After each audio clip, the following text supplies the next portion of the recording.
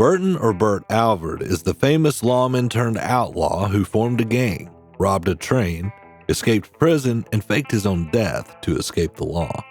Born in 1867, Burton Alvord began his career in law enforcement in 1886 as a deputy under Sheriff John Slaughter in Cochise County, Arizona, but turned to a life of crime by the beginning of the 20th century. Alvord was born to Charles E. Alvord and his wife Lucy on September 11, 1867. His father, a native of New York, worked as a prospector and mechanic for mining companies, but eventually came to hold public offices such as constable and justice of the peace in several of the places that the family lived. The family moved frequently throughout Burt's childhood, following the mining business from boomtown to boomtown. In 1879, the family settled in Tombstone, Arizona.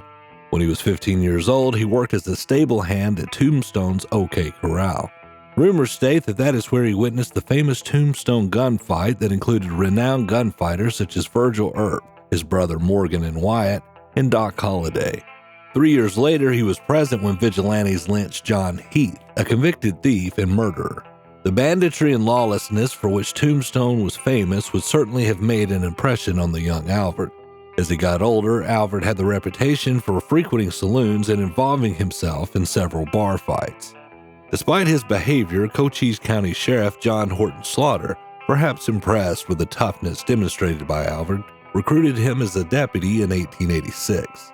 As a deputy, he assisted Slaughter in capturing or killing several rustlers and other outlaws between 1886 and 1889, but his reputation suffered when his alcoholism became increasingly apparent. Alvord continued to frequent saloons and eventually began to associate with gamblers and suspected outlaws. When Slaughter reprimanded him, he quit. Alvord next worked as a lawman in several towns in the 1890s, including Fairbank and Pierce, Arizona. There he would serve under Sheriff George Braven, but just after 6 months, the two went their separate ways.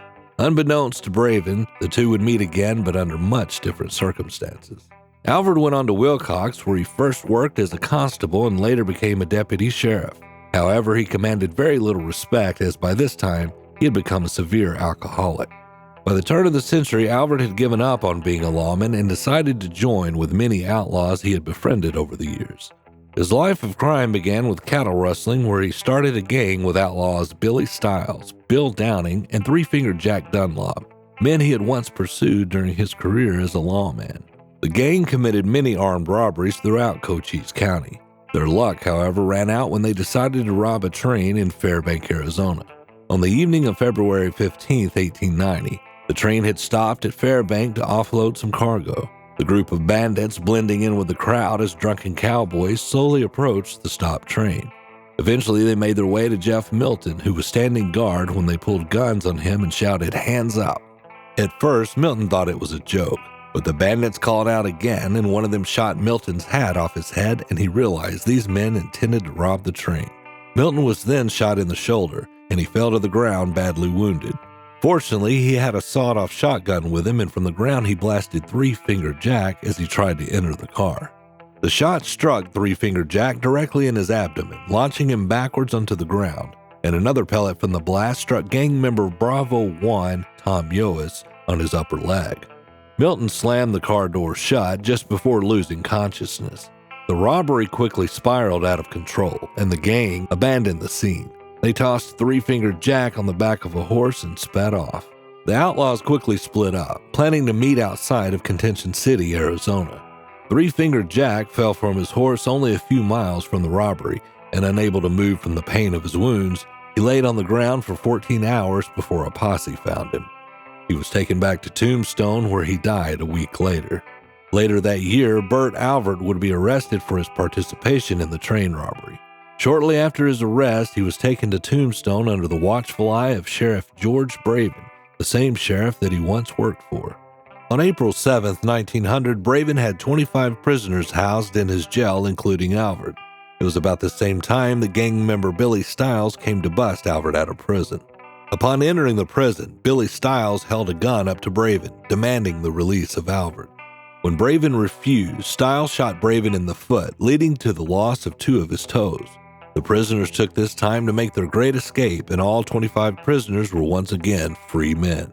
Alvord and Stiles continued to be pursued by the law. when Alvord came up with an idea to escape them once and for all. The two outlaws would fake their own deaths. Burt and Billy recovered the remains of two deceased men, placed them in sealed coffins, and then sent them back to Tombstone marked as the remains of Burt Alvord and Billy Stiles. Word quickly got around that these coffins contained the bodies of the wanted men, but the lawmen were much more suspicious. They decided to open the coffins, which revealed two moldy bodies that were definitely not Burt or Billy, and the manhunt continued. The Arizona Rangers chased Burt and Billy all the way to Mexico. They managed to trap Burt Alvord and Billy Stiles near Naco, where the men made their last stand. Rather than surrender peacefully, the cornered Stiles and Alvord tried to draw their guns. The Rangers were ready for them and opened fire. The bullet struck Alvord twice in the leg, and Stiles was hit in the arm. Stiles, fearful for his life and finding a chance to escape, abandoned Alvord, leaving him for dead. Alvord, unable to run away, was again captured and taken back to prison, this time to Yuma. After spending 2 years in prison, Alvord was released for time served. After he was released, he made his way down to Central America, where he was last seen working on the Panama Canal.